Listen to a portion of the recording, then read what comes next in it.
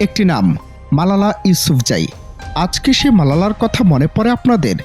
পাকিস্তানে মেশিন গানের গুলি মাথার এক পাশ দিয়ে ঢুকে অন্য পাশ দিয়ে বের হয়ে গিয়েছিল।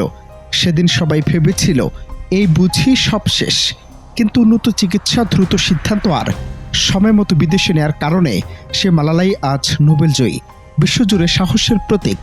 আজ সে মালালার কথাই নতুন করে মনে পড়ছে ইনকিলাব মঞ্চের মুখপাত্র ওসমান হাদিকে মাথায় গুলি করার পর।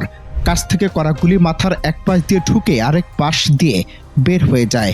জনমনে প্রশ্ন আজ, মালালার মতোই কি আবার সবার মাঝে ফিরতে পারবেন ওসমান হাদি? গেল শুক্রবার দুপুরে ঢাকার বিজয়নগরে গুলিবিদ্ধ হওয়ার পরই ওসমান হাদিকে নেওয়া হয়েছিল ঢাকা মেডিকেল কলেজ হাসপাতালে। ওই হাসপাতালের পরিচালক ব্রিগেডিয়ার জেনারেল মোহাম্মদ আসাদুজ্জামান খান তখন বলেছিলেন, একটি গুলি ওসমান হাদির কানের ডান পাশ দিয়ে ঢুকে মাথার বাঁ পাশ দিয়ে বেরিয়ে যায়।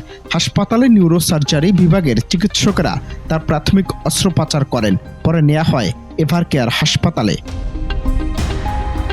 এদিকে গণমাধ্যমের একাধিক সূত্র জানায়, হাদির মস্তিষ্কের ফোলা পূর্বের তুলনায় আরও বেড়েছে, যা অত্যন্ত উদ্বেগজনক। বোর্ড জানায়, রোগীর পরিবার বা পরিবারের মাধ্যমে সরকার যদি রোগীকে দেশের বাহিরে উন্নত চিকিৎসার জন্য স্থানান্তরের সিদ্ধান্ত গ্রহণ করে, সেক্ষেত্রে হাসপাতাল কর্তৃপক্ষ এবং মেডিকেল বোর্ড সর্বাত্মক সহযোগিতা প্রদানে প্রস্তুত আছে। প্রেস ব্রিফিংয়ে ঢাকা মেডিকেল কলেজের আবাসিক চিকিৎসক আব্দুল আহাদ জানান, হাদির মস্তিষ্কে রক্ত জমাট বেঁধে আছে এবং উন্নত চিকিৎসার জন্য তাকে বিদেশে নেয়ার চিন্তা ভাবনা করছে পরিবার। ওসমান হাদির বেঁচে থাকা লড়াই আজ দেশের হাজারো মুক্তিকামী মানুষের আশার প্রতীক।